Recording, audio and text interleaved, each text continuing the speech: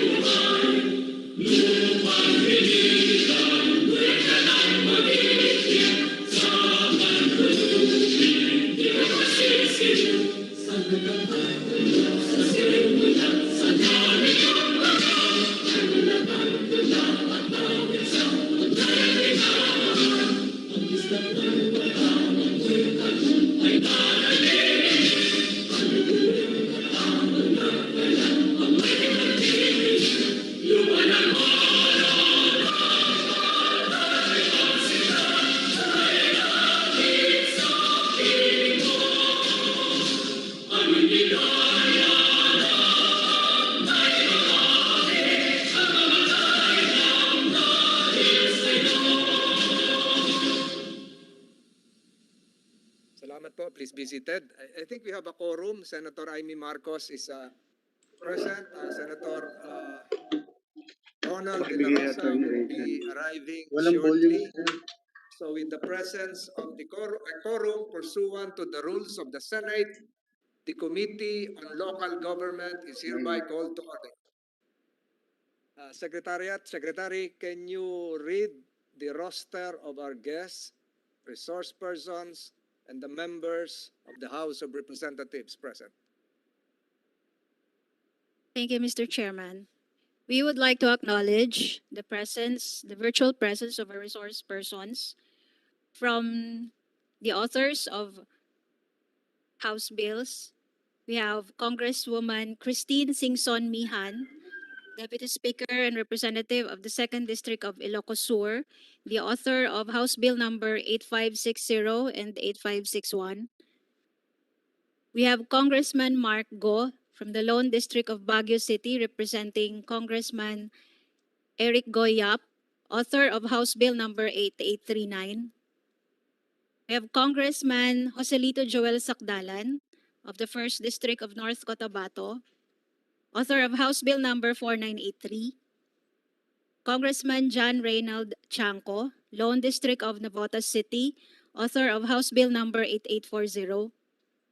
Congressman Roman T. Romulo of the Lone District of Pasig City, author of House Bill number 6363. Congressman Joel Mayo Almario of the 2nd District of Davao Oriental, author of House Bill number 8841. And Congresswoman Ria Cristina Fariñas of the 1st District, Ilocos Norte, author of House Bill number 7650. From the national government agencies, we have DILG, Undersecretary Rico Judge M. Echiverri of External and Legislative Affairs. From the Department of Environment and Natural Resources and Land Management Bureau, we have Attorney Joanna May Casita, Engineer Jenaline Verbo, Chief Evaluation and Statistics Section, and Mr. Lloyd Bautista, Project Management Specialist of DNR LLO. From the Department of Budget and Management, DBM Regional Office 1, we have Mr. Ryan Milanes, Assistant Director, Mr. Julius Jose M. Camara, OIC Supervising Budget and Management Specialist, and Ms. Krista N. Mendoza, Budget and Management Specialist. From the DBM Local Government and Regional Coordination Bureau, we have Ms. Charmaine T. Velasco, Mr. Raymond Tacosalme, Budget and Management Specialists. Also, DBM Department Liaison Office, we have Mr. Mark James Evangelista, Chief Budget and Management Specialist. From the Department of Labor and Employment, we have Ms. Emilia de Guzman of the Bureau of Working Conditions. From the Department of Education, we have Mr. Cedric Enriquez, Mr. Tolentino Aquino of DepEd Region 1, and Ms. Estela Casino, DepEd Region 1. We have Mr. Raul Ludovice of the Philippine Statistics Authority. From the COMELEC, we have Attorney Jennifer Felipe, Attorney Neil Anthony Dabalos, and Attorney Rosanne de la Cruz Reyes. From the National Commission on Indigenous Peoples, we have Attorney Rizabel Aguilar, OIC Division Chief, Litigation and Adjudication Division of the Legal Affairs Office, Attorney Adrian Regine Dunuan, Attorney LAARNI BANEZ Tumakdang, and of Region 1, NCIP Region 1, and Attorney Marvin Beligan, Provincial Officer, NCIP Ilocos Sur. From the National Historical Commission of the Philippines, we have Mr. Alvin Alcid, Deputy Executive Director. That's all for now, Mr. Chair. The committee will now proceed. For purposes of orderliness here, I receive a special request coming from the Honorable Congresswoman Christine Singson Mihan, Deputy Speaker, that she be allowed first because we will be tackling in succession first the renaming of separation, creation, renaming of barangays, thereafter the special holiday. So with the permission of my colleagues, we start first with House Bill number 4983, an act separating the sitio of Lower, an act separating the sitios of Kimbuaya, Longboy, Ulala, Kinapian, in Dadangan, Kunanibe, and Makaag from Sitio Suyo proper, Municipality of Suyo, Province of Ilocos Sur, and constituting it into a distinct and independent barangay to be known as Barangay Kinapian. This is House Bill 8561, and there is a counterpart, Senate Bill 270 of almost the same title, title filed by Senator Amy Marcos. May we hear from Deputy Speaker Christine Singson Mihan? Yes, If you're pleasant around, evening, Senator Francis ma'am. Tolentino. Thank you po Yes, for ma'am. allowing me to go first. We'd like to hear your statements, and you can, Yes. for purposes of, no, we'll do this consecutively. We start first with House Bill 8561 for Barangay Suyo, for the creation of Barangay Kinapian. You have the floor, Deputy Speaker Singson Mihan. Yes, thank you again, Senator Tolentino, and thank you to Senator Amy for also filing the Senate counterpart bill, which is for House Bill 8561, it's Senate Bill 2073, if I'm right. So House Bill number 8561 is it was mentioned already, the title of the bill. So the 1987 Constitution provides that the state shall recognize, respect, and protect the rights of indigenous cultural communities to preserve and develop their cultures, tradition, and institutions. The municipality of Suyo, Ilocos Sur is composed of only 8 barangays and 47 sitios, populated mostly by the Bago and Kankanay tribes. As Suyo is mountainous and the land areas of each barangay are vast, administration is difficult. The people in these areas are either delayed or denied of governmental services and delivery of goods. The creation of barangays, Butak, and Kinapian would solve these challenges and would provide better self-governance, enhanced delivery of basic services, fast-track development, and entitle them of their own internal revenue allotment. Section 386A of the Local Government Code provides to enhance the delivery of basic services in the indigenous cultural communities. Barangays may be created in such communities by an act of Congress, notwithstanding the above requirement.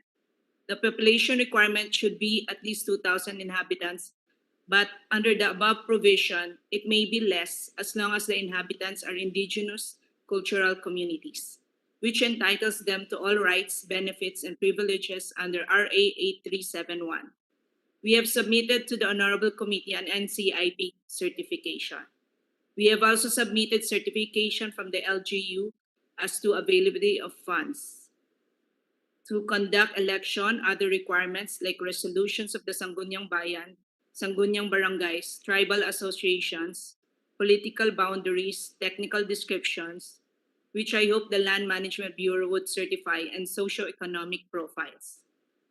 I hope that with the help of the honorable senators who are present here today, the indigenous people of Suyo would soon have a new barangay. Well, for the two bills, Senate President, there's going to be 2 new barangays since we're dividing it into 2. There's 2 bills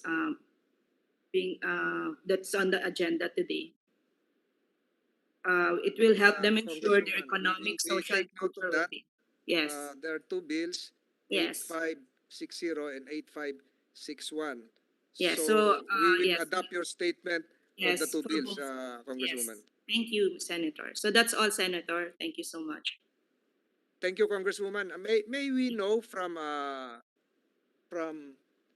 they can answer, including the Honorable Congresswoman, from NCIP, Attorney Adrienne Dunuan, from the Philippine Statistics Authority, Mr. Raul Ludovice, and from COMELEC, Attorney Jennifer Felipe. I don't know if you're from COMELEC Manila or COMELEC Ilocos Sur. What is the population right now of Barangay Suyo? Perhaps PSA can answer, or the good Congresswoman.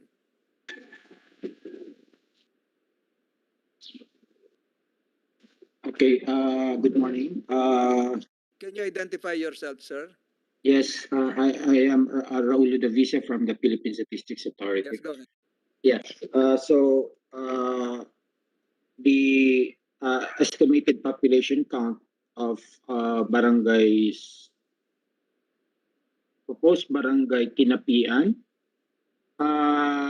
was requested to us by the Congress early this year, if not late last year. So our estimate estimated population for the proposed Barangay Kinapian is still based on the PopCen 2015 or the Census of Population 2015, it's because it takes time to estimate population count based on the 2020 Census of Population and Housing, which is our latest census. Mr. Ludovice, I think the census is already out now. So do we have Yeah. Yes, sir. So can you may I give that mention figures? first, Your Honor, the proposed the estimated population count of proposed Barangay Kinapian, and it says we have 964. The population is 964 based on the 2015. So right now we are still It's updating this. 964, sir, Yeah. 964. And out of the 964, NCIP, Attorney Dunuan, you can weigh in. How many are members of our tribal communities? Good morning, Your Honor. Firstly, we would like to manifest our support to the bills, as this has been the clamor of the constituents of the municipality of Suyo. As regards your question, Your Honor, this was the data that we have taken from the municipal local government unit. There's a total population around 10,222, and out of which the IP population of Barangay Suyo is 1,872. And if you may allow your Honor, may we Please proceed.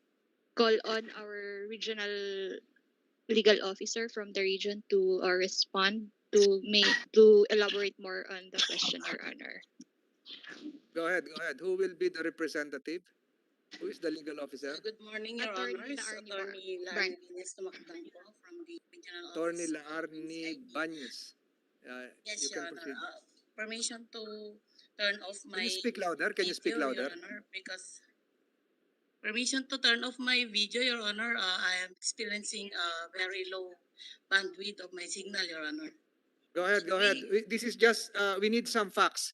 How many are members of the IP groups in Suyo, and for the barangay to be created, Barangay Kinapian, what will be the total number of members of the indigenous peoples group located in said barangay? Go ahead, Attorney Banya. Yes, Your Honor. Can you speak louder? In the whole municipality of Suyo, Your Honor, the IP population there, Your Honor, is 10,222, Your Honor. And in Barangay Suyo proper, Your Honor, we have 1,872 IP there, Your Honor, residing. Create a new barangay to be known as Barangay Kinapian, how many would be members of the IP? Ma'am. May I get back to you? Let's consult because we were only provided the data in the whole barangay of Suyo proper, Your Honor.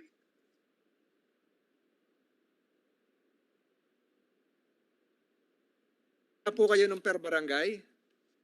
Yung Barangay Suyo proper, Your Honor, they have 1,872 IPs there, Your Honor.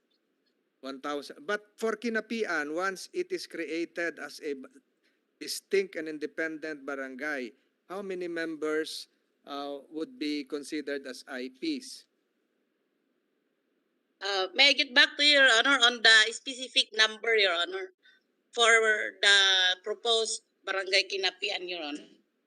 May I consult the provincial officer concerned, Your Honor? Provincial officer of? Of I NCIP think we have Ilocos, to do this faster. Dapat ready na kayo eh. Kasi ito lang yung, we're just tackling the exception to the rule because of the number of residents would fall below the threshold of 2,000. So there is an exception if you invoke the IPs. So ilan talaga yung IPs? Yes, Who Your can Honor. answer that? If Attorney Marvin Biligan, Your Honor, is here, Your Honor.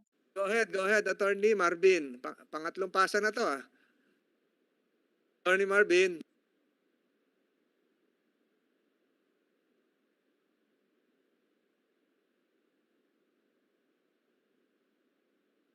Can you speak louder, Attorney Marvin?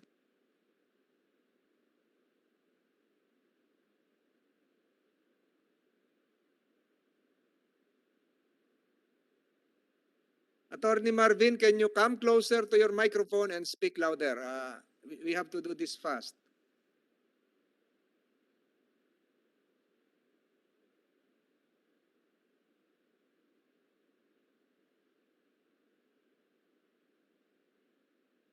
Attorney Marvin, are you still there? Wala? I think we lost track of Attorney Marvin. Attorney LAARNI, sino pang pwedeng mag-explain ito? Is there someone who can pitch in? Attorney Biligan is trying to connect, Your Honor. He has very low bandwidth also, Your Honor. I will get the data needed, You Your should Honor. have prepared for this hearing. You should have charged your laptop since 4 a.m. Who will speak? Attorney Biligan, Your Honor, he is trying to connect, Go Your ahead, Honor. go ahead. We have a lot of items to tackle today. So Yes, who will we speak next? apologize, Your Honor. Because what was available to me, Your Honor, is the IP population of the whole barangay, Your Honor.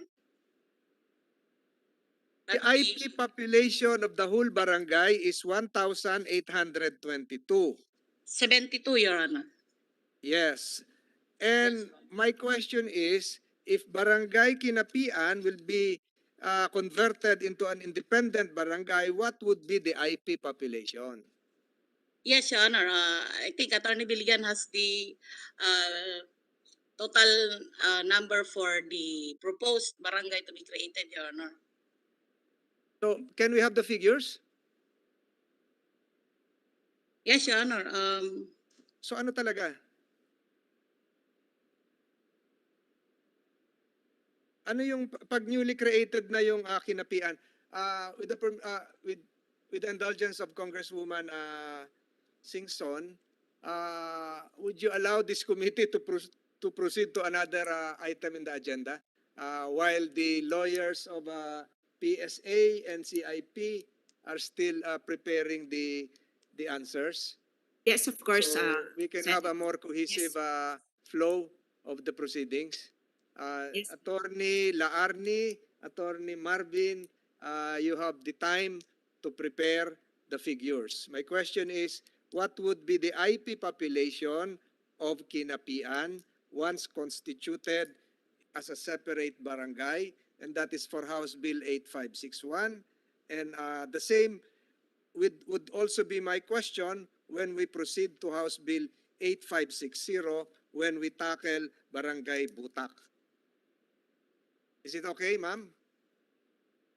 So we proceed to agenda number 3 while waiting for the answers coming from the NCIP. House Bill 4983, an act separating the sitio of Lower Dado from Barangay Dado in the municipality of Alamada, province of North Cotabato, and constituting it into a distinct and independent barangay to be known as Barangay Lower Dado. Congressman Joel Sakdalan, you can have your statement, sir.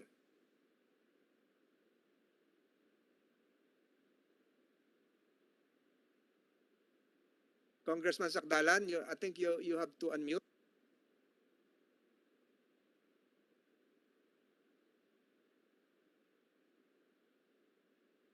Congressman Sakdalan, we cannot hear you.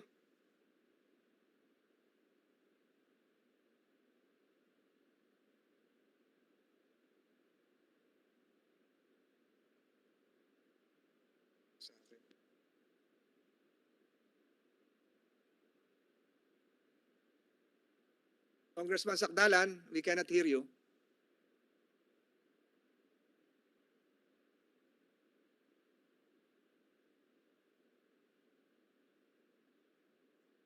We cannot hear you, Congressman Sakdalan. Is it? Can you come closer to the microphone, or perhaps ask your staff to prepare another laptop for you? We cannot hear you, sir. Your Honor. We cannot hear you, Congressman Sakdalan.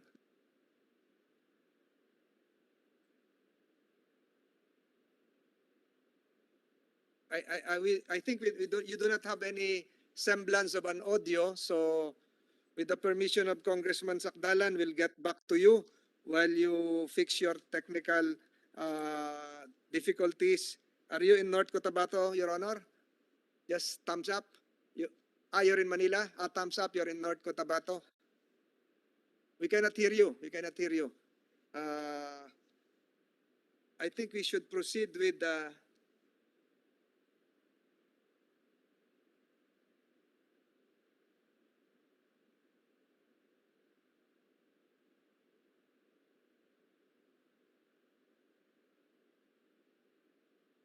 Congressman Almario. We still cannot, Congressman Sakdalan, we cannot hear you. Is Congressman Almario around? Congressman Joel? Colonel? Congressman Almario? Congressman Almario is not yet around. With the permission of our colleagues from the lower house, perhaps we can proceed with the special holiday bills. Thereafter, we will return to the barangay of Congresswoman Singson. We proceed with Cordillera. House Bill 8839. This is a measure filed by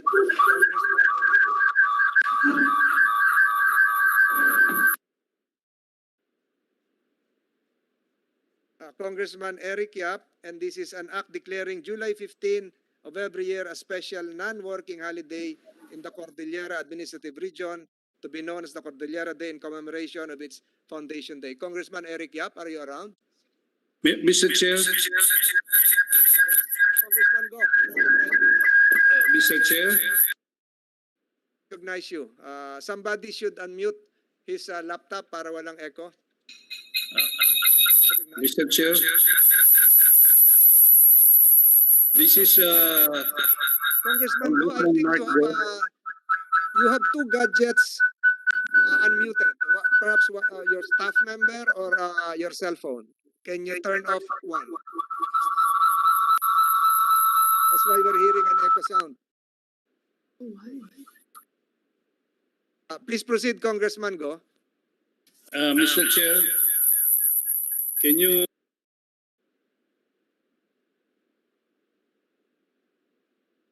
We hear you, sir. We hear you, Your Honor. Yeah. But you have two gadgets turned on. I think you should turn off one of the gadgets. So it will not have a splattering echo sound, Your Honor. Let me change my laptop, Mr. Chair.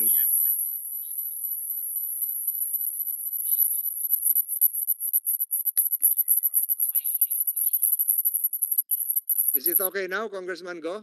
Yeah. It's getting... You still have a bouncing sound, Congressman. Go. I think you should turn off one. I will switch.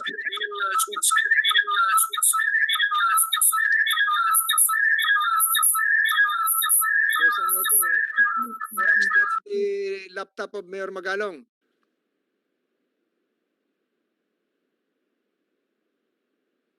Congressman Yap, are you there?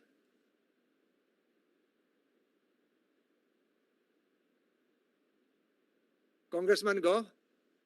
If Congressman Go is not yet ready, we proceed with the other holiday bill, House Bill 8840, an act declaring January 16 of every year a special non-working holiday in the city of Navotas in commemoration of its Foundation Day, filed by Congressman John Reynald Tiangco.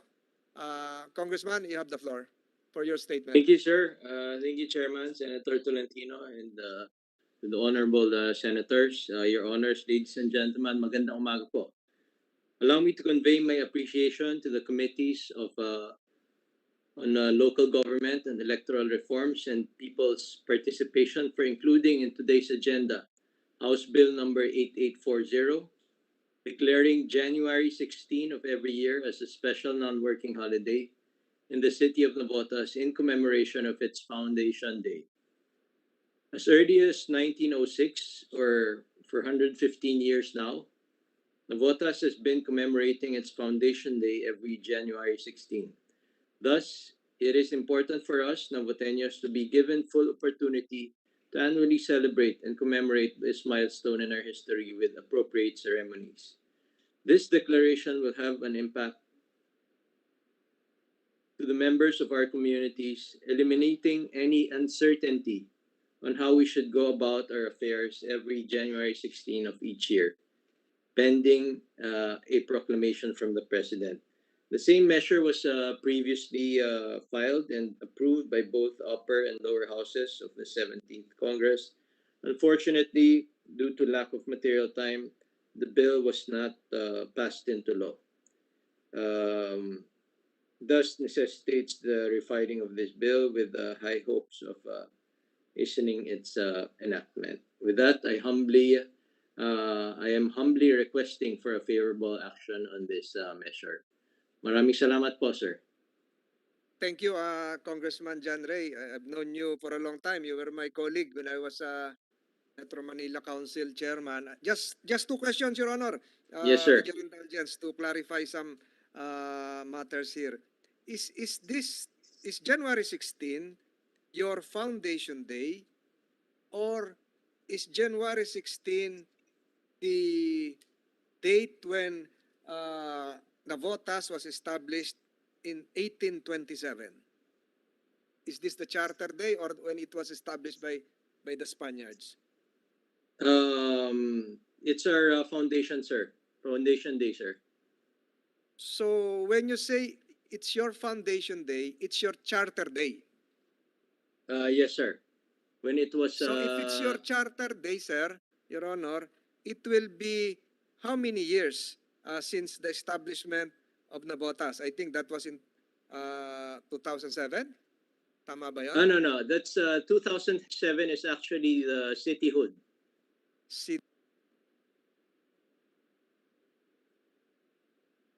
That's when we became a city from a So, municipality. Since you became a city, how many years ago? So that was Celebrate it next year. 2007. Sir, can you repeat that? So that was I think 2007 when we became a city. So 15. House Bill 8840 would be in commemoration of your foundation day back counting from 2007. No, from correct? 1906. From 1906. What about, Your Honor, the date of the establishment of Navotas in 1827? Well, based on the records, this was when this is the known foundation date when I think we were separated from Malabon. Yes, We'd like to, with your indulgence, to recognize the presence, the arrival of Senator Ronald Bato de la Rosa, who's physically present to listen to the bills, the various local bills calendared for today. Again, sir, Congressman John Ray, Yes, sir. the reckoning date should be 1906, not 2007. But why don't you want to use 1827? So that when we count, it will be more than 100 years for Navotas. Well, actually, because when we celebrate, that's the way we count it. We start from 1906. I'll have to check on the other date.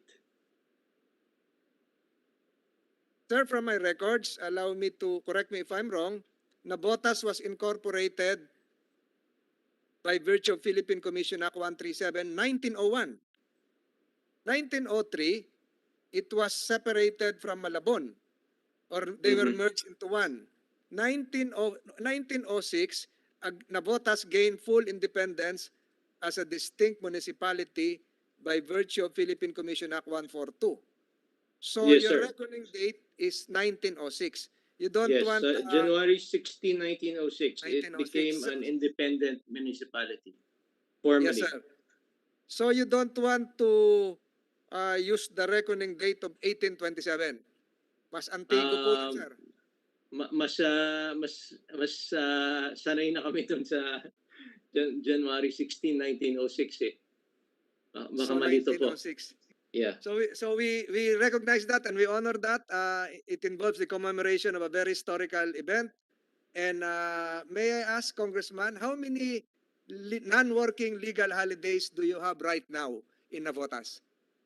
Sir, as of now, wala pa po for Navotas So itself. this is the first one.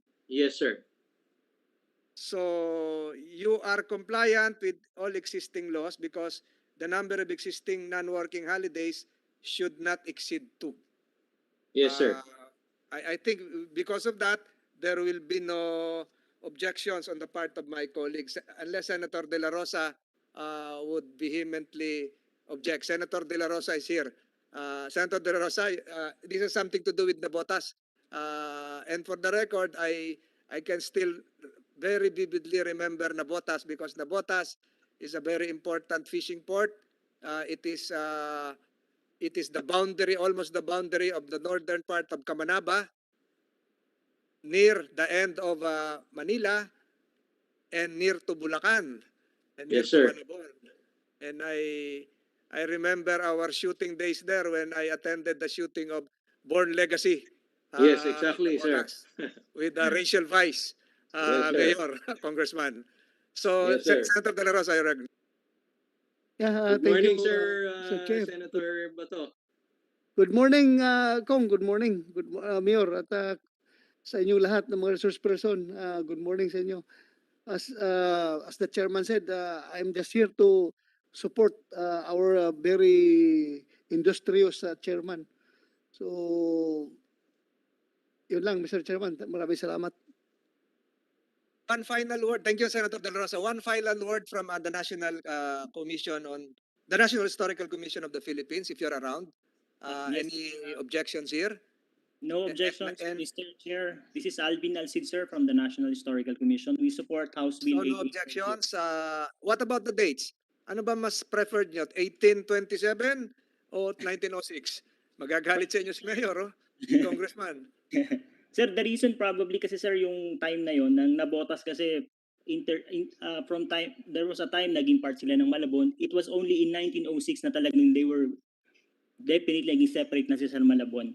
From 1827 kasi Senator, minsan nagiging part ulit sila ng Malabon, later on nawawala na naman. So ngayon, itong January 16, 1906 released through that Philippine Commission Act, talagang separate na po sila at independent. Thank you for clarifying that. So, Thank you, sir. Sir, yung 1827 actually, yun yung sa petition ng Spanish government eh. Opo.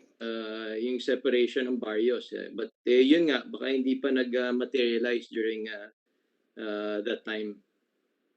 Opo.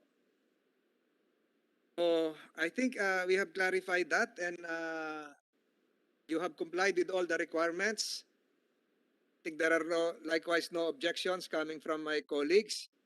So without objection, we now refer House Bill 8840 as approved by the Senate Committee on Local Government to the Senate plenary. Thank you, sir. Congratulations, Thank Congressman. you for your support, Senator Francis and Senator Bato. Maraming salamat po. Salamat po, Congressman Tiangco. Thank Are we you. now ready with Congresswoman, Deputy Speaker Singson? The lawyers I required to present the data. Attorney Marvin and I'm here already. This is Kong Mark. Congressman Go. I'm sorry, Congressman Go. Congressman Go, we now proceed with the permission of the Deputy Speaker. We now proceed with House Bill 8839, which is an act declaring July 15 of every year special non-working holiday in the Cordillera.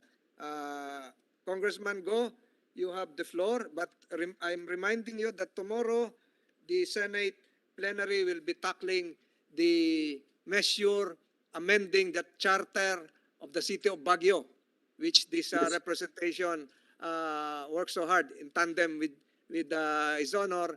I even had conducted a committee hearing in Baguio City, and Baguio City is the second place of residence of Senator De La Rosa, a PMA graduate. Congressman Go, you have the floor. Yes, thank you, Mr. Chair, Senator Francis Tolentino, Senator Bato de la Rosa, our other senator present on Zoom, Senator Amy Marcos, esteemed colleagues in the Senate and the House of Representatives, our resource persons, magandang umaga po sa inyo lahat. I have the honor to sponsor House Bill 8839, an act declaring July 15 of every year a special non-working holiday in the Cordillera Administrative Region to be known as the Cordillera Day in commemoration of the Foundation Day of our region.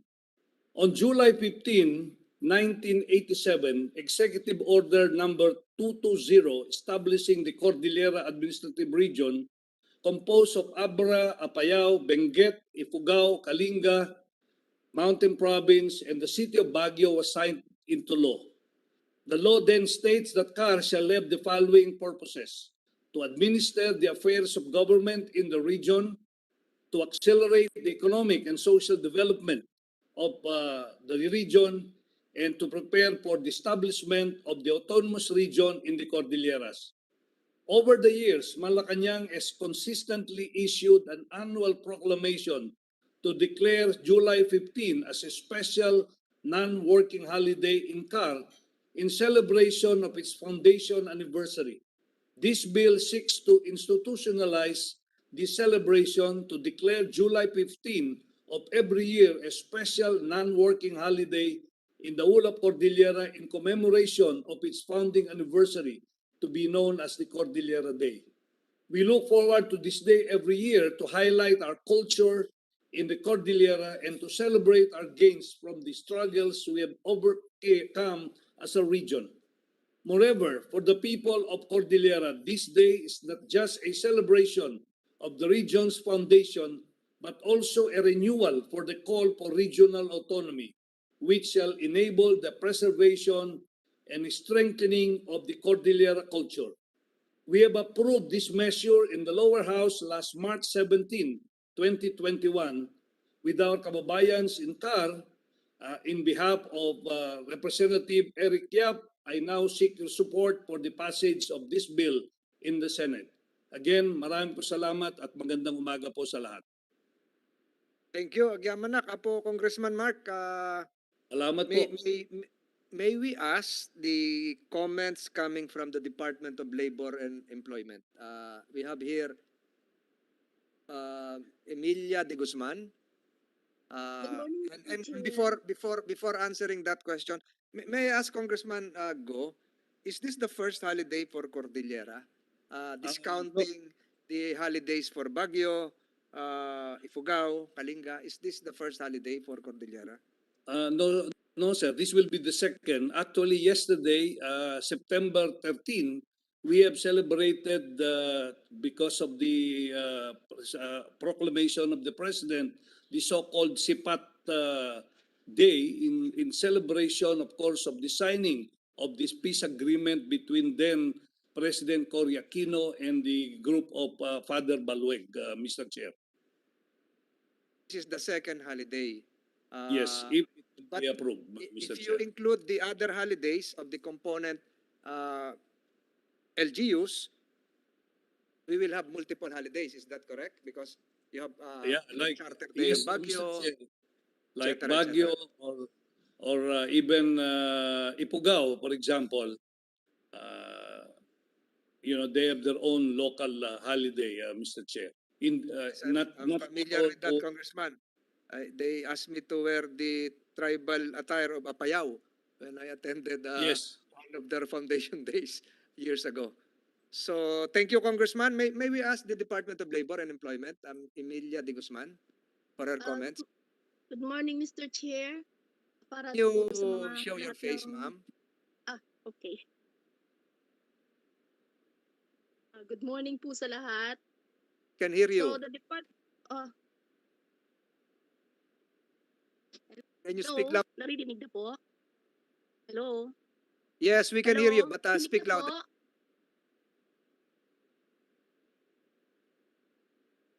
We cannot hear you now, ma'am. The Department of Labor.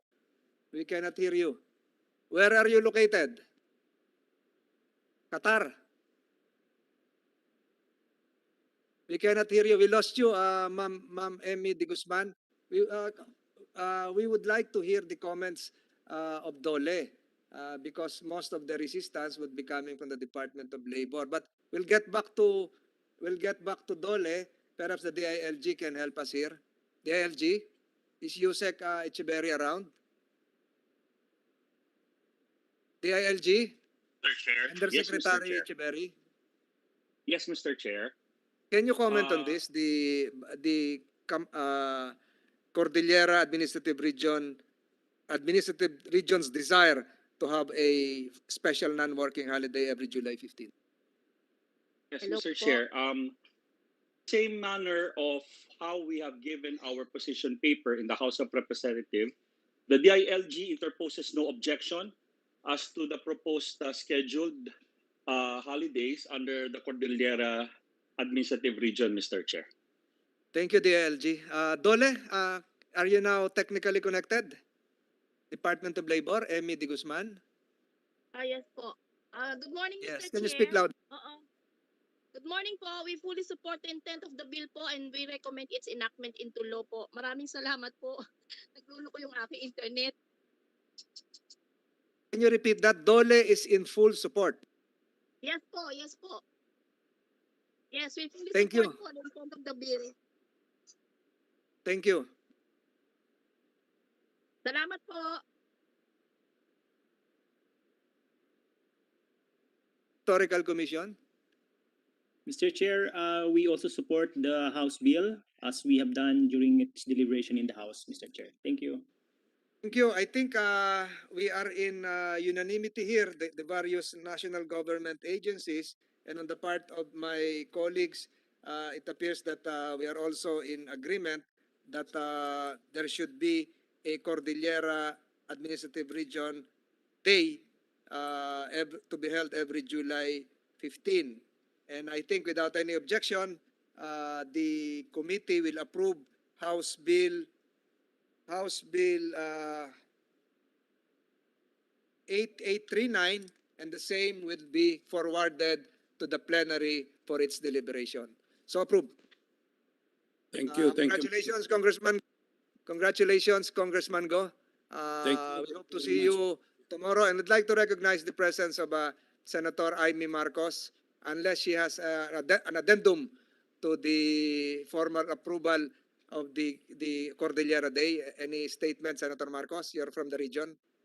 Yes, thank you very much. Full support and gratitude to our chairman for this effort. It's a long overdue effort to recognize the indigenous peoples of the Cordillera who have at no point ever been colonized. So they are the most independent, freedom-loving warrior people of the Philippines.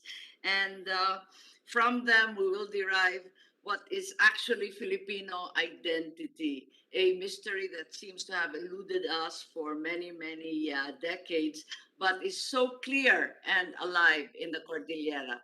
Thank you. Agbyang, mabuhay po kayo. Agyamanak, Manang Aimee. While you're around, we will now Thank tackle House Bill 7650.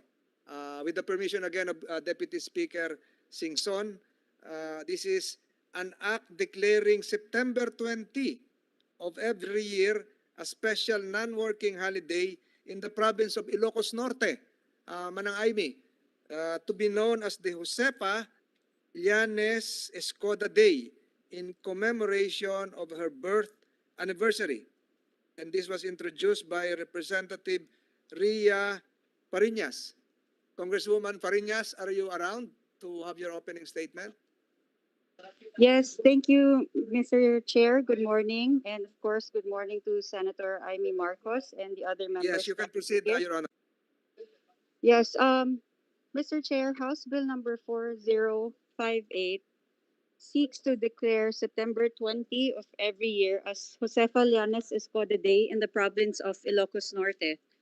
Josefa Llanes Escoda was the founder of the Girl Scouts of the Philippines in 1940 and is known as the Florence Nightingale of the Philippines as a leading advocate of women's rights and World War II heroine. Josefa Llanes Escoda was born on September 20, 1898. Before World War II in 1939, she took a program in the United States, and upon her arrival in the Philippines in 1940, she started training young female teachers from both public and private educational institutions to be Girl Scout leaders. Josefa Llanes Escoda was imprisoned in Fort Santiago together with her husband and was executed on January 6, 1945. In the province of Ilocos Norte, Mr. Chair, we have a national highway dedicated to her. It's known as Doña Josefa Escoda National Highway. Nationwide, her face can be seen smiling on the current 1,000 peso bill as one of the martyrs during the Japanese occupation. Further, the Girl Scouts of the Philippines commemorates her achievements by organizing activities on September 20 of every year in her honor. In view of the foregoing, the immediate passage of this bill is earnestly requested. Thank you, Mr. Chair. Thank you, Congresswoman Fariñas. I never knew of this historical facts before this hearing. I never knew that um, Josefa Escoda was executed, probably by the Japanese, 1945. I never knew before that the building I used to see near the Philippine General Hospital on the eastern side of Taft Avenue, the National Federation of Women's Club, was dedicated to Mrs. Escoda. I never knew that Mrs. Escoda was one of the founders of the Girl Scout of the Philippines. The Girl Scout of the Philippines is a big training camp in Tagaytay.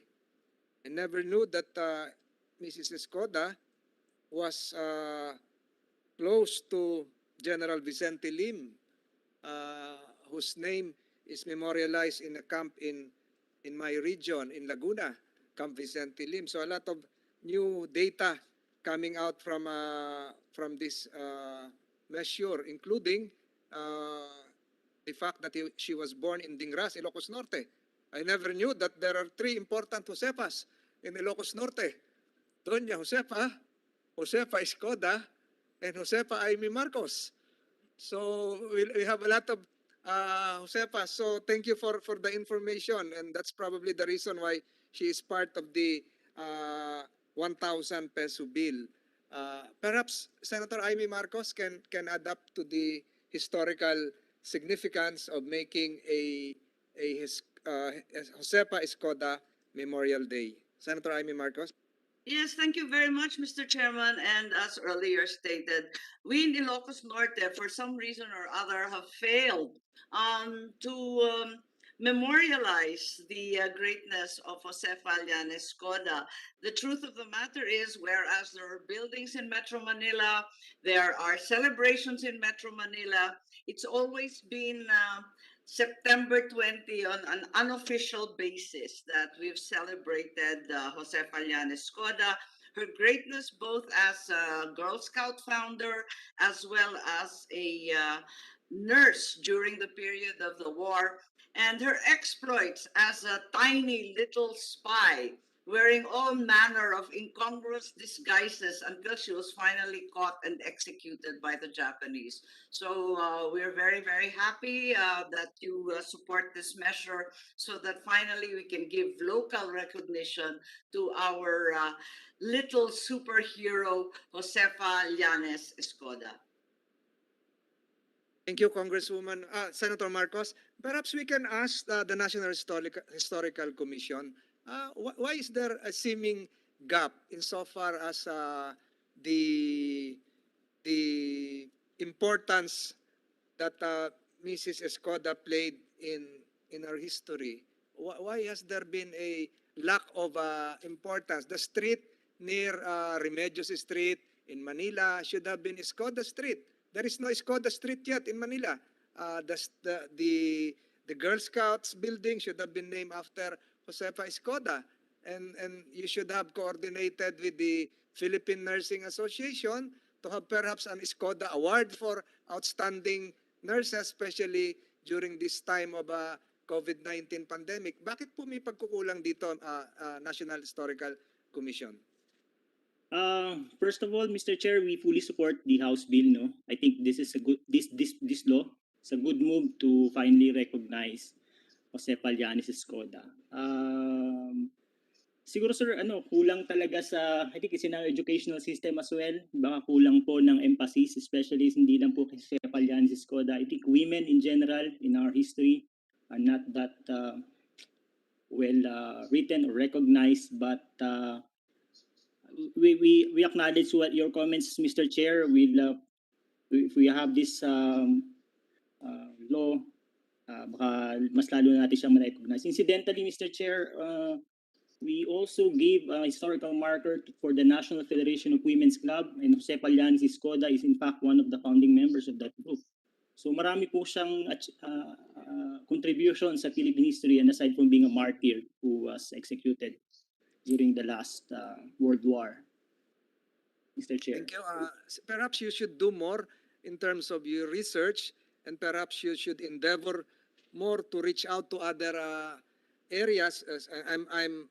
My imagination is now awakened that we should have a Skoda military nursing corps in the Philippine Army, or an Skoda wing of the Viluna Memorial Hospital, among others. So perhaps the committee would like to invite the National Historical Commission to provide more so that the deeds made by Mrs. Escoda will not be forgotten. Of course, this is a very timely measure. We look forward to other measures coming from the National Historical Commission that would propagate the ideals, the historical values that would reflect Mrs. Escoda. I'm looking forward to have a Girl Scout movement revived with Mrs. Escoda in the forefront.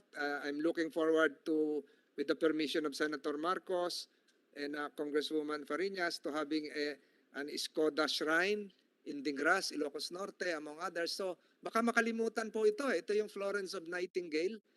Sana matulungan niyo po kami, National Historical Commission. Yes po, Mr. Chair. We will... we have that before the budget hearing of the National Historical Commission. Can you provide us with a dossier on what you intend to do? Because probably Dallanes wing of his family is not from Ilocos Norte. Palagay ko po ibang lugar yun. Para maalala naman po ito si Mrs. Josefa Escoda. Sir, can we have that before your budget hearing? Yes po, sir. Yes po, sir. Thank you very much, Mr. Chairman, for your enthusiastic support. And I really believe that those are great ideas, that there should be a nursing corps in the AFP or the PNP that is finally named after this great lady. I would also like to mention at this point, since the Philippine National Historical Commission is represented, and I would like at this point to remind them of Anastasia Giron Tupas, the distinguished Filipino nurse who established the Philippine Nurses Association, particularly in these times when health workers have become vital to our survival, our economy, our health and well-being. Perhaps it's also time that we give greater recognition to Anastasia Giron Tupas, another distinguished Ilocana who started the PNA and is actually memorialized year on year by the nursing sector. I hope we can also give her due credit, and with her, all the health workers who have put their lives on the line for us during this pandemic. Thank you. Thank you, Senator Marcos. National Historical Commission, please take note of that. So you have Yes, sir. two assignments before I'm the taking budget some hearing. notes while the The good Skoda senator to share is, and this yes, sir. Nursing Association founder. Yes, sir. You have that, sir? You I took am note taking of that some notes. mentally? I am now taking You- notes, Mr. Chair. We expect that before the budget hearing. So I think there would be no opposition in terms of the Skoda Day, and we look forward to its improvement in the years ahead. So House Bill 7650, an act declaring September 20 of every year a special non-working holiday in the province of Ilocos Norte to be known as Josefa Llanes Escoda Day, is hereby approved without objection and is referred to the plenary. Recognize the presence of my good friend and Congressman Almario, who is former pilot of the Cebu Pacific Fleet. Congressman, welcome. Good morning, sir. Good morning. Good morning, Colonel. Can we now revert back with the permission of my colleagues to the first item? Because of technical difficulties, we suspended consideration of the same. I'm referring to the House Bill creating Barangay Kinapian of Ilocos Sur, and the other House Bill is creating. We start first with Kinapian. We are the lawyers which I asked to provide the data now technically around. Attorney Marvin and Attorney, what's the name of the other lawyer? Adrian. Can you provide us the data? What we are asking before we suspended is how many members of the IPs are present in Barangay Kinapian. Attorney Marvin, are you now around? Good morning, sir. Good morning po. Yeah. Po ang magiging IPs sa Barangay Kinapian once we create this, separate this as a distinct barangay. Good morning again, sir. So I apologize for earlier technical difficulty, sir. Yes, sir. I just got a record from Tagudin Service Center, the area, the NCIP field officer, and according to the field staff, in 2019, they conducted validation census with the LGU officials. And according to the records, sir, there are 1,053 IPs and only 3 non-IPs of the proposed Barangay Kinapyan of Suyo proper, sir. And with respect to Butak, the proposed Barangay Butak of Manatong, there are 1,137 IPs as compared to only 4 non-IPs. We limit our discussion first with Kinapian, Yes. attorney. So what you're saying I is that apologize, sir. only 3 residents of the proposed barangay would be non-IPs. Am I correct? Yes, sir. Yes, sir. And ito po yung mga nakapag-asawa po ng mga IP resident po na bago sa barangay po na Kinapyan, sa proposed barangay of Kinapyan, sir. So pag nag-asawa ka ng IP resident, you're also considered as an IP. Is that correct? I'm sorry, sir. Hindi po, sir. IP is the fact of being an IP is acquired or is through blood, sir. It cannot be acquired through marriage or affinity. So it is by blood that we determine a person to be an indigenous people, sir. Yung anak po ng IP and non-IP, anong tawag doon? IP po ang anak ng IP at non-IP because of yung lineage po niya doon sa IP. So, example po, Akan Kanaay and an Ilocano, ang anak po nila is Akan Kanaay because he has a father which is Akan Kanaay, sir. By virtue of intermarriage, marriage, and the offsprings of IP and non-IP, you're now saying that Barangay Kinapian would be an IP community and hence exempt from the requirements of the local government code, which has a threshold 2,000 inhabitants requirement as validated by the National Statistics Office. Is that correct? Yes, sir. Because the 3 non-IPs, kung makapag-anak na po sila, yung mga anak po nila are already considered as IPs. So, yun po, sir. We would wish that How the is committee. that again? Yes, sir. If you're Yes, a sir. non-IP, and you give birth to within an IP community jurisdiction, your offspring is likewise considered as an IP. Yes, sir. If your husband or you or your wife, if that's the case, is an IP, sir, then your offspring or your Akala ko children are pag IPs. nanganak ka lang sa IP community, No, kahit sir. hindi ka IP ang asawa mo, IP na yung anak mo. Pag nanganak ka lang sa Hindi ganon. community, sir, na hindi IP yung asawa mo, and of course you are also non-IP, so hindi po magiging IP yung anak mo, sir, because it can only be acquired by blood yung pagka-IP po, sir. But siguro, attorney, you should consider that Yes, sir. because of that accident that you were born in an IP community, and by destiny you grew up in an IP community, you are also an IP. You share the same culture, you share the same desire to belong to an Yes. IP community. So you should be an IP. Hindi ba natin dapat i-consider na gano'n? Yung tatlong natitira, IP na rin sila because they prefer to stay there. Yes, sir. Actually, that is their clamor because nandun na po sila, so they are sharing the same culture, and they hope that by virtue of their time immemorial occupancy there, sir, they are requesting to be considered as IPs. But with respect to the legal basis, sir, they cannot be considered as IP regardless of time lapse, or kahit na po matagal na po silang nandun, and if even na nag-asawa na po sila ng IP, it is only by blood that you can consider a person to be an IP, sir. Don't you agree with me that it's now about time that we amend that that principle, that IP is not just by blood, but by association and preference? Your desire to be with the IP community, contribute to the IP Yes. culture, etc. Siguro baguhin natin yan, attorney. But with this measure, I think, Deputy Speaker, I think we have now considered that you are part of the exception to the rule. Yes. And I quote, to enhance the delivery of basic services in the indigenous cultural communities, barangays may be created in such communities by an Yes, act sir. of Congress, notwithstanding the 2,000 inhabitants requirement, Congresswoman. Senator Marcos, you have something to add to this? We're discussing House Bill 8561, separating the several sitios to create a new barangay, Kinapian, introduced by Kinapian, Congresswoman Singson Mihan.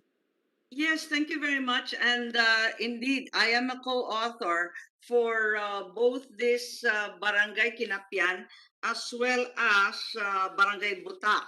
And certainly it is most important that we give our IPs special consideration and recognition, given their exceedingly remote location, as well as worse, their very, very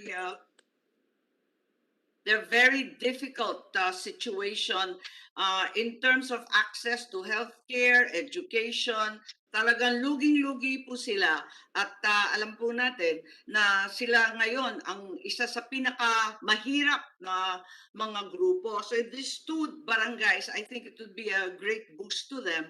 And I think the chairman is also correct. I am the chairman of the Committee on Indigenous Peoples, Cultural Communities, and the definition of the NCIP for IPs has actually been broadened significantly to include, firstly, recognition over time. Secondly, the culture, the commonality of language, tradition, and custom. And blood is actually non-essential as far as the definition of NCIP is concerned, just to clarify and to put on record. Thank you, Senator Marcos. So NCIP, correct your records. Learn from the chairman of the Senate Committee on Cultural Affairs that blood is not the only requirement. Thank you, Senator Marcos. So having considered everything, the committee is now inclined to approve House Bill 8561 together with the counterpart bills filed by Senator Marcos, Senate Bill 2070, and will now submit a consolidated measure as part of the committee report to the plenary. Without objection, the same is approved. We now consider House Bill 8560, creating the separating the sitios of Kaingyan, Butak, Koskosnong, Longboy, Bangak, and Butige from Barangay Manatong in the municipality of Suyo, province of Ilocos Sur, and constituting it into a distinct and separate barangay to be known as Barangay Butak, introduced by Congressman Mehan. And Tambunting, nandito ba si Congresswoman Tambunting from Parañaque? Also my good friend, wala? Ilocana rin yun eh. Wala po. But Ilocano rin kasi yun Deputy Speaker Mehan, we adopt your statements made a while ago for 8560, and Senator Marcos is recognized as a sponsor of Senate Bill 273. Senator Marcos, you're recognized. Yes, thank you very much. And similarly, let's give the opportunity to Congresswoman Mihan. But in fact, in the Cordillera, there are these isolated upland peoples who are the original Filipinos and to whom we must give recognition and adequate access to social and other government services, finally, through the creation of these two barangays. Thank you. Thank you, Senator Marcos. Again, I asked the National Commission on Indigenous Peoples, ilan po ang magiging residente na IPs dito sa Barangay Butak? Attorney Marvin, are you still around? Yes, sir. Yes, sir. Ilan po ang magiging total population ng IPs? According to the yes, sir. Yes, sir. According to the record, sir, the proposed Barangay Butak will have a total population of 1,141, sir, including the 4 non-IPs, sir. My records here showed it's 1,755.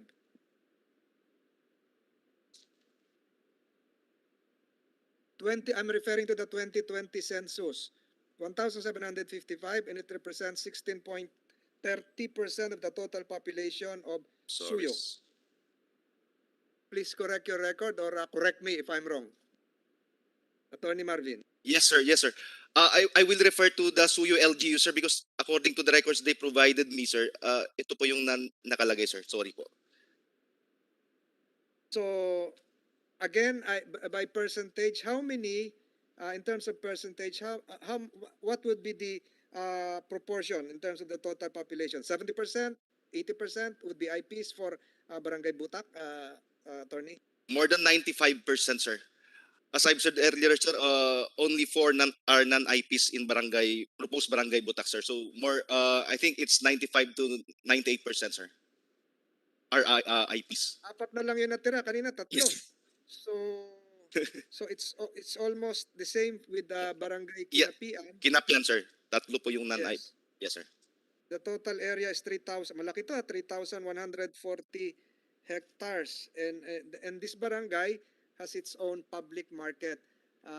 Unless Senator Marcos would like to add something, I see no reason why this measure should not be approved, because again it falls under the exception to the rule, because it's part of an indigenous cultural community. The local government code threshold of 2,000 inhabitants would not be applicable.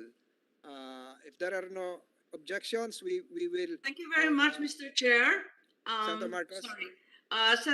Thank you very much, Mr. Chairman. I'd just like to add the precise citation. It's Republic Act 8371, which is the NCIP Act.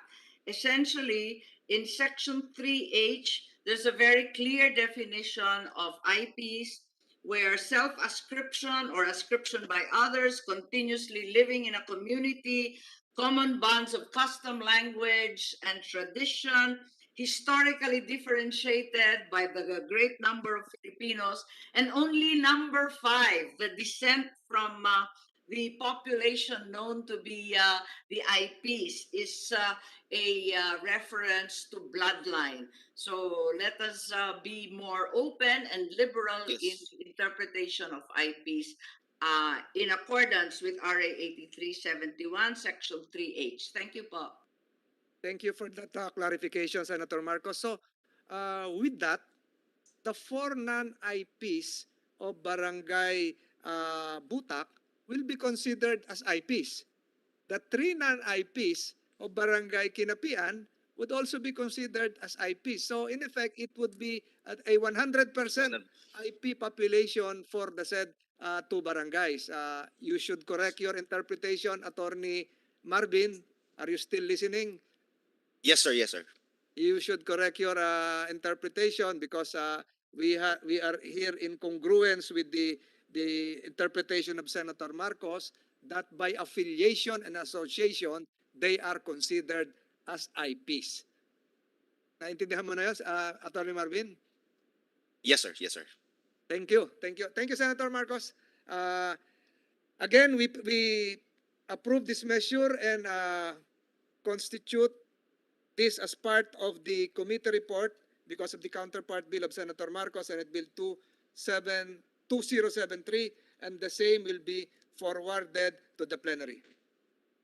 We now proceed. Thank you, Congresswoman Mehan, Deputy Speaker. You are now excused. I think you'll be attending another Health Committee hearing. Yes, thank you, Chair. Thank you and Thank you, congratulations. Senator Amy. Thank you.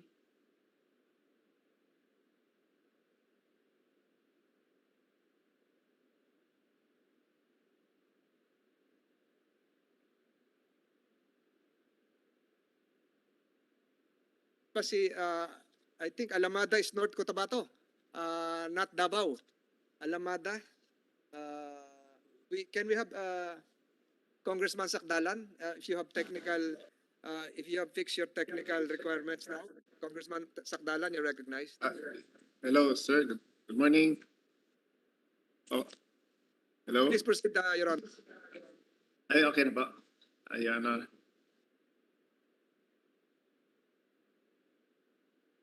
Go ahead, Congressman Sakdalan. Okay na ba?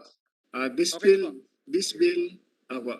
bill is refiled to establish Barangay Lower Dado in the municipality of Alamada, North Cotabato as a distinct and independent barangay and entitled to the appropriate internal revenue allotment share for barangay local governments. This bill was filed during the 17th Congress, authored by Representative Jesus Sakdalan, 1st District of North Cotabato, has passed the Committee on Local Government Deliberations and at the plenary and was due for submission to the Senate, but did not push through for lack of material time. The barangay, as defined in Book 3 of the Local Government Code of the Philippines, is the smallest and basic political unit which serves as the primary planning and implementing unit of the government policies, plans, programs, projects, and activities in the community, and a forum wherein the collective views of the people may be expressed, crystallized, and considered, and where disputes may be amicably settled.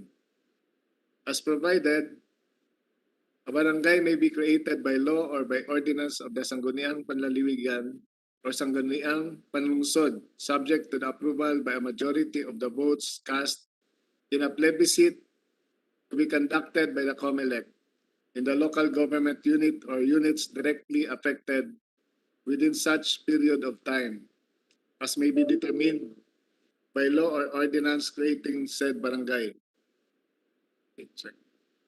Moreover, to enhance the delivery of basic services in the indigenous cultural communities, barangays may be created in such communities by an act of Congress notwithstanding the above requirement.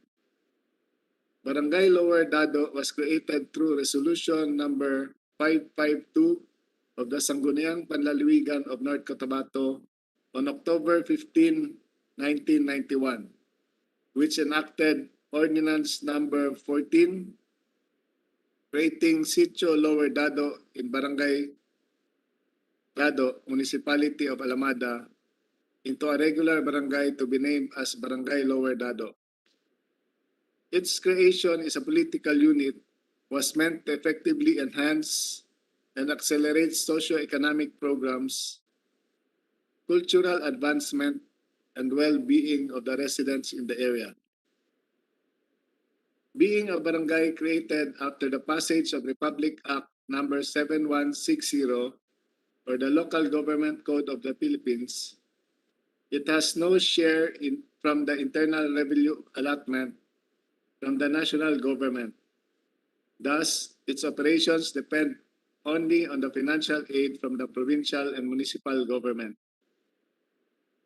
Barangay Lower Dado consisted of 8 puruks consisting of 462 households or some 2,021 total population, which could qualify it to become a regular barangay.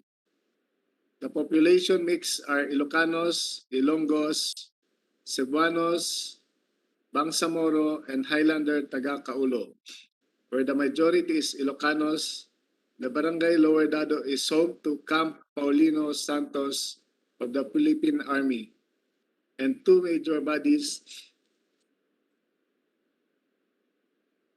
the Libungan River and Water Point River, and likewise very close to the famous tourism destination of Alamada, the Asik-Asik Falls. From the period of its creation, the population and the development needs are increasing, that the current fiscal resources of the barangay are no longer enough to meet these needs. In view of the foregoing, immediate approval of this bill is earnestly requested. Thank you. Thank you, Congressman. Before we tackle some of the details of the measure, the chair would like to ask the congressman from North Cotabato, is this part of the area, or is this near the area covered by the jurisdiction of the MILF or the Bangsamoro? Because there are 63 barangays in North Cotabato that are now part of the Bangsamoro region. Is this near the area, or is this part of that area? Ay, hindi po siya part. Hindi po. Medyo malayo po konti. So malayo po siya, Congressman. Salamat po. My other question here is, we still have to secure a copy of your technical description, and if the committee can be provided a copy by the Land Management Bureau as well as the local government unit, we will, that would, the DNR, I think Attorney Joanna Casita and Engineer Verbo, they are here listening.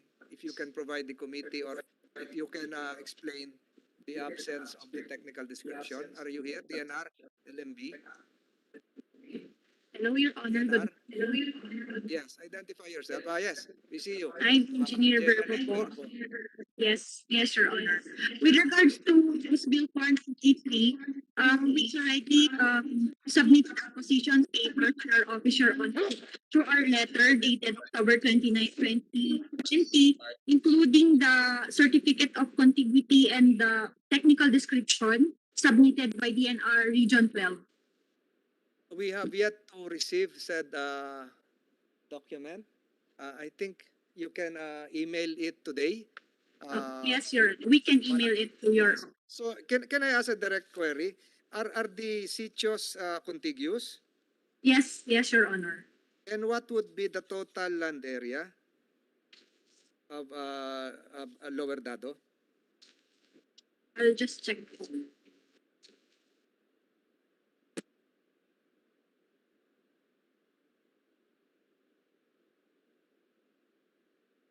LMB? Wala? Yes. What would be the I'll total just check. land area? I'll check, Your Honor.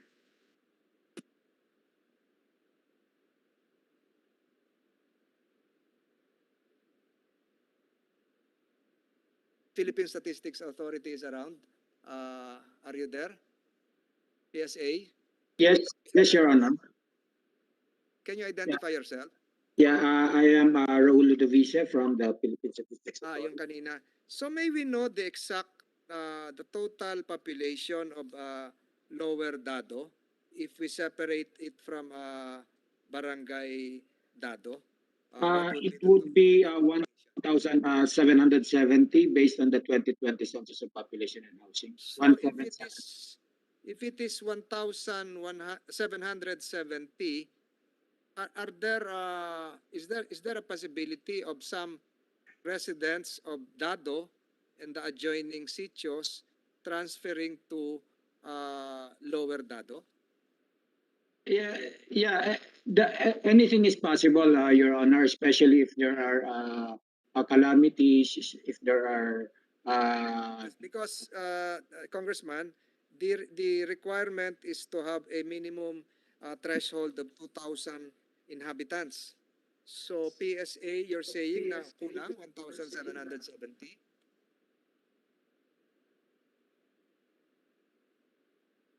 yeah, that's based on our Your Honor.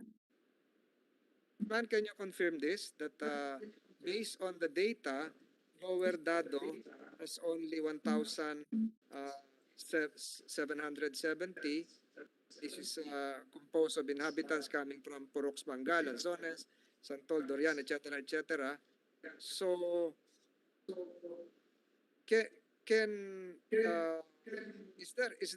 are there IPs residing in Barangay Lower Dado?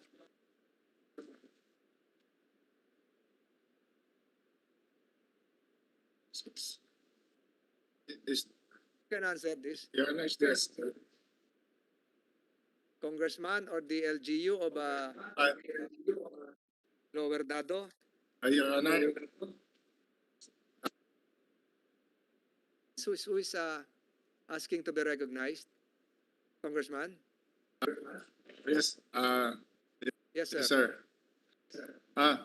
Meron po more on, merong konting Bangsamoro tayo doon. Yun po ang medyo nahalo. Saka, combine po kasi yung mga tao doon. May Ilocano, Cebuano, Ilonggo. Tapos may halong Bangsamoro po. Say Bangsamoro, these are people coming from the Bangsamoro barangays, but now residing in Lower Dado. Lost track of you, Congressman. Not necessary.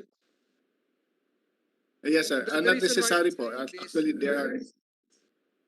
Yes, sir. The reason why I'm saying this is that apparently from the records being provided, kulang tayo sa population ng konti na lang to, Congressman. So, to comply with the population requirement, there has to be a showing that there are some IPs living in the community. So, if the NCIP is around and can help Congressman Sakdalan and this committee, if you can provide data as to the inhabitants of the indigenous peoples in the Lower Dado, that would be of great help to this committee and the Congressman. IP, NCIP, are you around? Morning, Mr. Chair. Unfortunately, we were not. Yes, hello. Please speaking. Yes, Your Honor. Can you identify yourself? This is Attorney Adrian from the NCIP Central Office. Yes. Can you confirm the presence of IPs, tribal communities within Lower Dado? Unfortunately, Mr. Chairperson, we were not given a copy of the document. Hence, we were not able to make any research po. So, currently, we're asking yung field office po natin kung meron. But we were not given any advance copy po of the document. But we will give our report, sir, once we get the data po. Hindi naman siguro mawawala ng IPs doon sa area. Congressman Sakdalan, go ahead. Your Honor, I think yung sinabi ng PSA natin, yung 1,770 is data from year 2015. Because I recently asked the barangay officials there to furnish me a new data kung ilan na yung nakatira doon ngayon. Then they furnished me about 2,456 already right now. Just 2 months ago. 2,000 plus, sir. 2,456 po. So compliant na tayo. Wala nang problema. So I think it's just a matter of documentation. If you can provide this committee with that latest census plus the COMELEC's position here. Is COMELEC around? COMELEC? COMELEC? Yes, Chairman. Good morning po. Yes, sir. You've been hearing the discussion. So what's the position of COMELEC here? Do we need a plebiscite or what? Good morning, Chairman, and the other honorable members of the committee. I'm Attorney Jennifer Felipe from EBAD, main office of COMELEC po. Sir, we are favorably supporting the passage of this bill for the creation of Barangay Lower Dado. As in, sir, this has been in the project of listings for a very long time already. As of the barangay and postponed barangay and SK elections, Your Honor, we have a total of 1,048 voters in Barangay Lower Dado. And based on the draft bill, Your Honor, there was already a plebiscite conducted in the area by virtue of Provincial Ordinance Number 14, Series of 1991. And we are in agreement, Your Honor, to adopt the result of such plebiscite, Your Honor.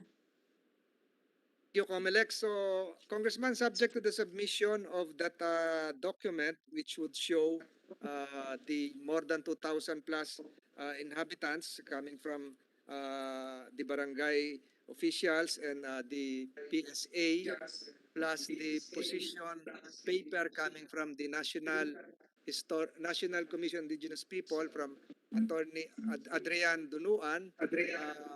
We are inclined to approve this measure and submit this to the plenary without prejudice to the receipt of that position papers, which we hope to receive before the end of the week. Can COMELEC, the PSA, and NCIP produce your position papers before Friday?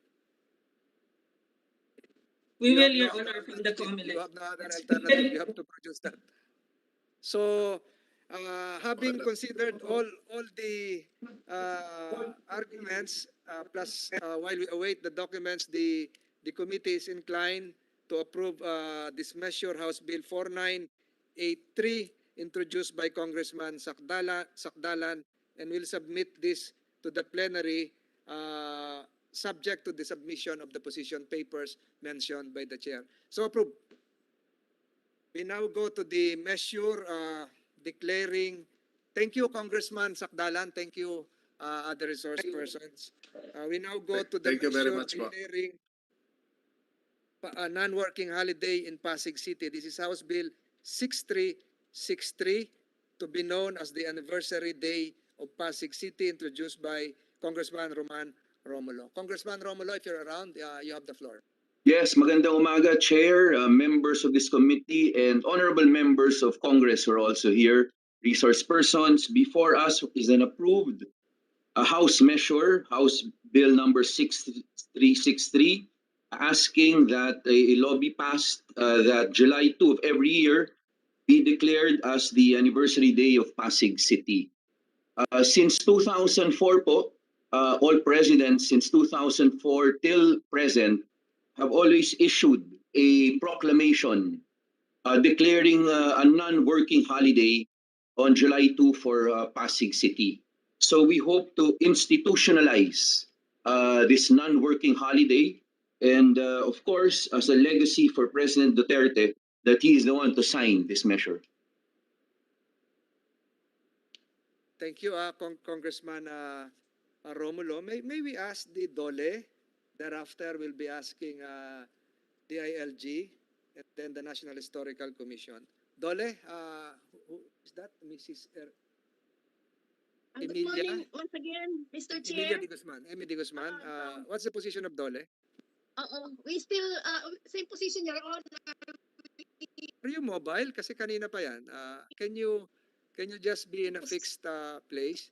I cannot hear you. We support the intent of the bill and Wala talaga eh. so we DOLE. fully support the intent of the bill. Po, hello? Hello? Yes. Are you in a car or what? Or in an elevator? People, sir. People, Mr. Chair. Okay, natidinig po? Yes, but speak louder. apparently you're using just a cell phone.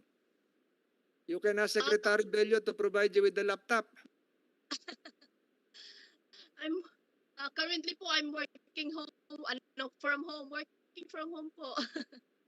So medyo hindi po maganda You're ang like in a signal. rocking chair. You're moving. You better be in a fixed position. Only Congressman Almario prepares to be in a rocking chair. So we fully support po the intent of the bill. Hello? Yes, speak louder. We fully support the intent of the bill po. I asked that question because of with all due respect to Congressman Romulo, because of a number of establishments, the warehouses, the factories in Pasig City. Will that measure be conducive to our post-pandemic recovery, given the current mindset of DOLE that we should open up the economy? Yun po kasi sir na this was the instruction of USec of higher officials na to fully support. We cannot hear you, but intent of we the can only bill. hear the word So support. yun po yung So DOLE has no objections. I will likewise rest assured, Congressman Romulo, that I will likewise defend this measure in the floor as regards the holiday, because some of my colleagues are against granting special holidays. But again, I reiterate the importance of this because Pasig City is a very important place in Metro Manila, and I for one studied in Pasig because Lourdes School is part of Pasig. I used to walk in that area, and I will endeavor to defend this measure. Rest assured, Congressman Romulo. Thank you, Thank Dole. you, Chairman. May we ask from DILG, the position of DILG? Thank you very much, Mr. Chair. The Department of Interior and Local Government interposes no objection to the measure of Pasig City having perhaps a holiday, but we will submit to the wisdom of other agencies concerned, like the Department of Labor and others on matters of your concern, Mr. Chair. Thank you. Thank you, USec Echiverri. 3 questions, just my last 3 questions addressed to Congressman Romulo. The number of non-working holidays right now in Pasig, how many holidays do we have in Pasig right now? As far as we know, Mr. Chairman, aside from the national holidays, wala naman po kaming ibang special holiday except for the proclamations issued by every president every year since 2004. Thank you, Your Honor. Perhaps my last question. So the reckoning date right now, insofar as the measure filed by His Honor is concerned, would be the creation of Pasig City by virtue of Republic Act 7829, but 7829 is dated July 26, 1994. There's another date, the ratification date, which is January 21, 1995. And there are still two dates of great significance, 3 dates. One is 1975, which was when Pasig became the capital of Rizal, when the Metro Manila Commission was created by virtue of PD 824. And I'm very interested in this. National Historical Commission, you're listening, correct me if I'm wrong. Pasig is one of the oldest towns in the Philippines. The Agustinians created it in 1572. 1572.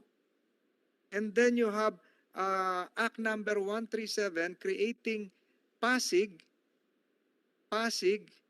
as part of incorporating Pasig as part of the province of Rizal, because there were 2 provinces then. There was a province of Tondo.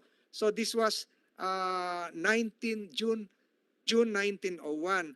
So, Congressman Romulo, and you can butt in National Historical Commission, which is which now? Are we now referring to 1995 as the reckoning date? Are we referring to July 26, 1994, when Republic Act 7829 was passed? Are we referring to 1975 when the Metro Manila Commission was created under PDA 24? We have now 3 dates. Are we referring to 1901 when Pasig was incorporated by virtue of Act 137? And the first one, which I mentioned, was 1572. Pinaka-antigo po yung 1572. Before I ask Congressman Romulo, I'd like to hear from the National Historical Commission. For purposes of history, alin po yung mas maganda rito, 1572 or the other years that I mentioned? National Historical Commission, you can answer. Mr. Chair, I think yung nire-refer po dito sa July 2, I think is the Can one... you speak louder, sir? Sorry, Mr. Chair, can you hear me now? Yes, go ahead. Yeah, Mr. Chair, I think ang July 2 po na nire-refer dito, yung pong 1572, if I'm not mistaken, with all due respect to the good congressman. He mentioned na every year, the President has always declared July 2 as a special holiday through a proclamation sa Pasig. The basis of that is the 1572 that you mentioned, Mr. Chair. 1572 ang Opo. reckoning date natin when Pasig was established by the Agustinian. Recollects, if I'm not mistaken. So this is 61 years after Magellan discovered the Philippines. Tama po ba? Opo, sir, kasi dumating na sila dumating na po dito yung mga Espanyol after 50 years later. Thank you, National Historical Commission. Congressman Romulo, are we now correct here that That is correct, Mr. Chairman. In fact, you're also correct na marami talagang significant dates. But the founding of the Immaculate Conception Cathedral of Pasig was on July 2, 1572. And based on the discussions of the historians in Pasig, they chose this. In fact, this is what is recognized by Malacanang since 2004. The latest proclamation issued by the Executive Secretary, in fact, commemorates the 448th anniversary of the City of Pasig on July 2, 2021.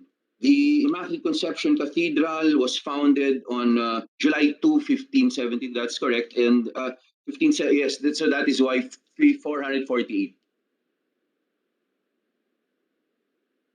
I cannot agree more because it is a very important date insofar as Pasig is concerned. But not just Pasig, but the entire country. So 1572 is the date, the reckoning date. This is a departure from the earlier statement of Nabotas congressman. With all due respect, Chanko, and they preferred a more modern date insofar as the creation of Nabotas. But I agree with Pasig that 1572 should be the reckoning date. More than I lost my mathematical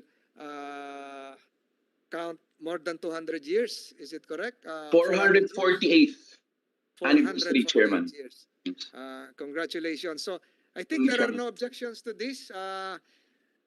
We will be submitting this House bill in its entirety to the Senate plenary, and without objections on the part of my colleagues, the same is hereby approved. The measure filed by Congressman Romulo 6363 is hereby approved. Thank you, Mr. Chairman. Thank you, honorable members. Thank you, National Historical Commission too. Thank you, Congressman Romulo. We now go to the final measure, or do we delay this to another date because the sponsor arrived late. Congressman Almario arrived late, and I think he's not yet technically connected. Mr. Chairman, at your call, I'm at your call always. Yes, we now tackle the last measure, very important measure. Likewise, renaming Barangay San Isidro in the municipality of Lupon, province of Davao Oriental as Barangay Ernesto D. Violan. And one of the words cited by the sponsor is altruism. And I look forward to his explanation why Ernesto Violan is really a philanthropist, so to speak, in the province of Davao Oriental. Congressman Almario, you have the floor for your statement. Thank you very much, Mr. Chairman. Mr. Ernesto Violan is not really a rich person, no? He does not really come from a rich family.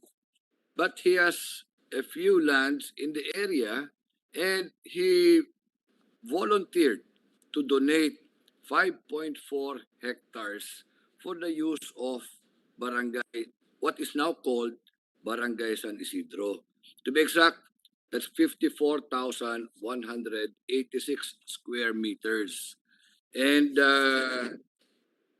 that's why, to perpetuate his name, the residents of Barangay San Isidro would like to have its name of the barangay changed to the name of Ernesto Violan. Mr. Chairman, it's also noteworthy to mention that this bill was filed first in the 8th Congress by former Congresswoman Thelma Almario, and it passed the House of Representatives on third and final reading, but unfortunately did not see its day at the Senate.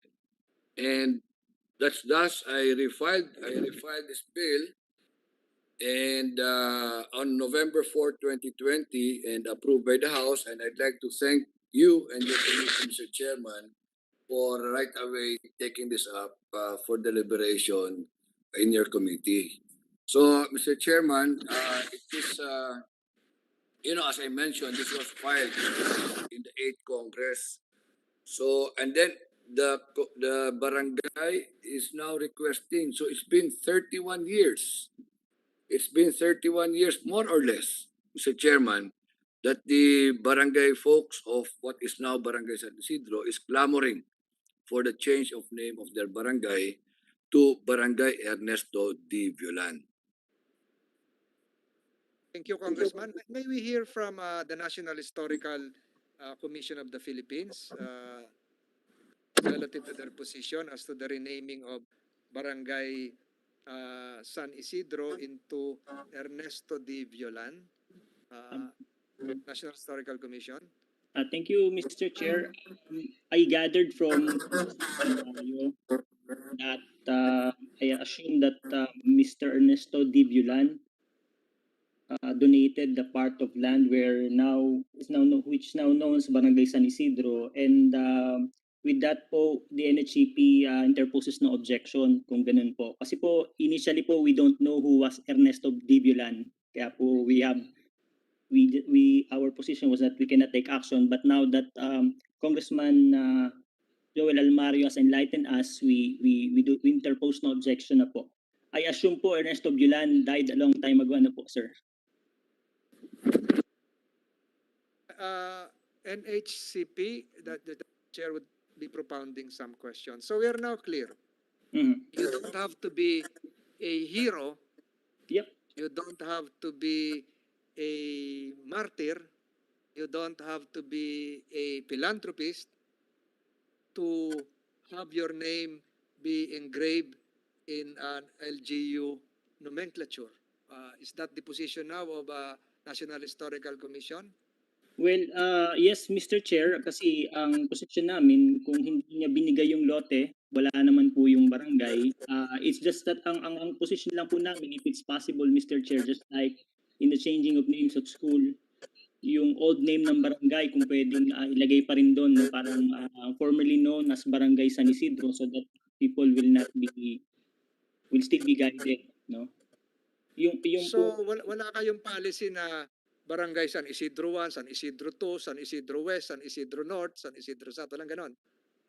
Wala po, Mr. Chair, depende po sa LGU kung gusto po nila. Pero sa amin lang, sir, we just want to know who Ernesto Dibulan is. Ang guideline po namin, Mr. Chair, kailangan po malinaw lang yung contribution niya sa community and also at least more than 10 years na po siyang namayapa. Just a follow-up question.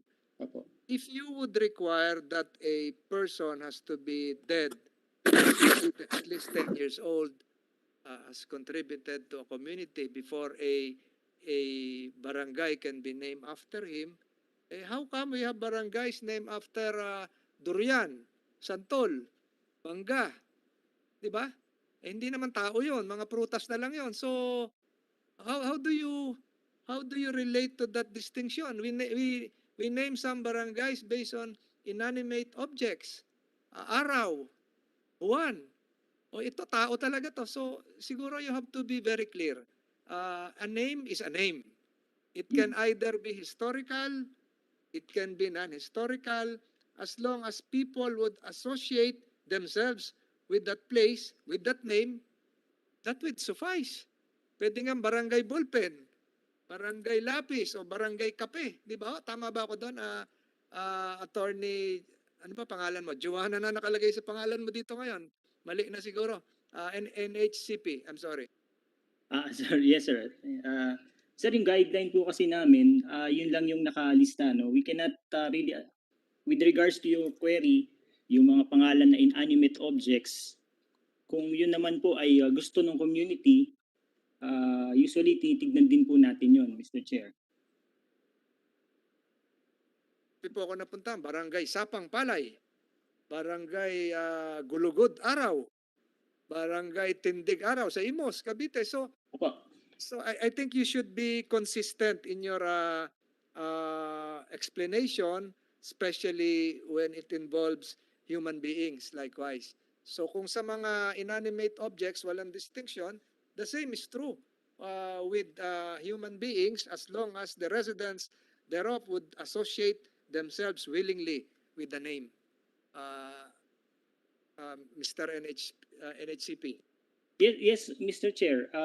Kaya lang din po, kailangan din siyempre yung community mismo, they would, kasi kami, we don't really personally know Mr. Ernesto Dibulan. Kaya po ang aming guideline lang, we're limited on the explanation provided by the good Congressman Almario. So you're saying, as long as the people welcomes the name, parang ang sinasabi mo ngayon, dapat magka-plebisito rin. Tanggap niyo ba na ganito ang pangalan? Ganun ba yun? So babaguhin natin yung batas balang araw. Mr. Chair, di po ba provided sa local government code ang plebiscite? Was a plebiscite conducted here, Congressman Almario? No, Mr. Chairman. There was no plebiscite as there was no law requiring for such, no? But the voice of the people is well represented by the Sangguniang Pambarangay. Plebiscite is not required, Congressman and HCP. Comelec, are you still around? In terms of renaming, a plebiscite is not required. The change of name shall be effective upon ratification of the name of the place, Congressman. Yes, Mr. Chairman, I believe so. This has been the intent of the barangay since 1990s. I stand corrected. Was a plebiscite conducted here in Ernesto Dibulan? What is the question, Mr. Chairman? Ano po ba ng plebisito dito sa renaming? Wala ho. But they had a public hearing during several barangay development council meetings. And this is in compliance with the local government code. I think section 13 of the local government code. So I stand corrected there. So again, the population requirement is likewise not required. The 2,000 inhabitants would not be required because this is just a mere renaming of the barangay. And the population right now of Barangay San Isidro is 1,700 plus, if I'm not mistaken. Naguluhan na ako sa records ko rito. So, you have 1,757 as of 2020 census. I think that there would be no controversy insofar as this 8841 is concerned. CP. One last question to address to the IPs. Are there IPs here? NCIP, are you still around? Can you come closer to the mic? Your Honor, we were not also, unfortunately, we were also not provided the document, so we were not able to make our necessary research. But we will submit for Your Honor our report.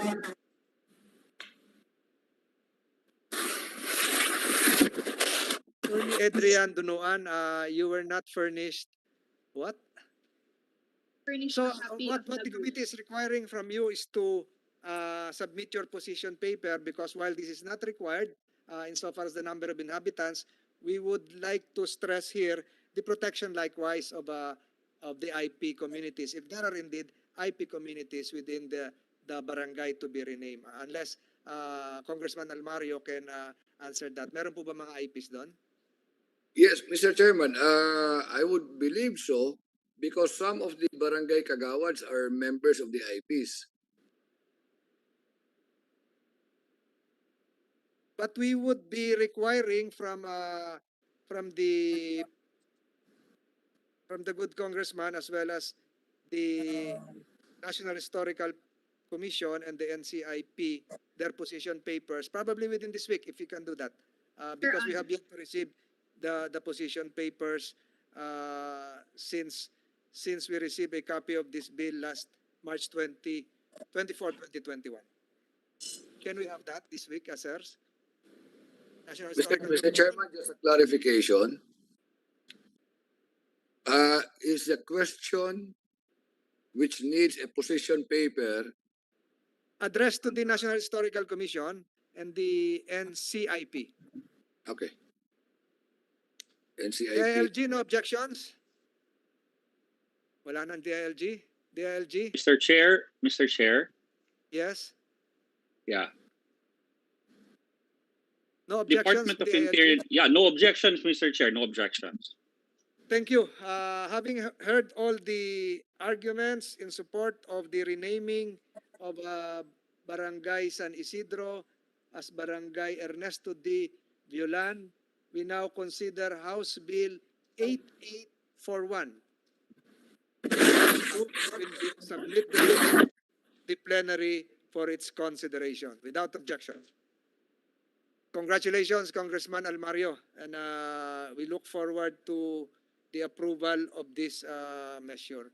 Maraming salamat po sa lahat ng dumalo. Thank you. I think we have tackled all the measures to be considered. Salamat sa NHCP, NCIP, DILG, DOLE, DepEd, although we were not able to ask questions to the DOLE. Thank you for your presence, as well as the members of the lower house. Maraming salamat sa inyong pagdalo. The Committee on Local Government hearing is now hereby adjourned. Thank you. Maraming salamat. Daghang salamat. Thank you.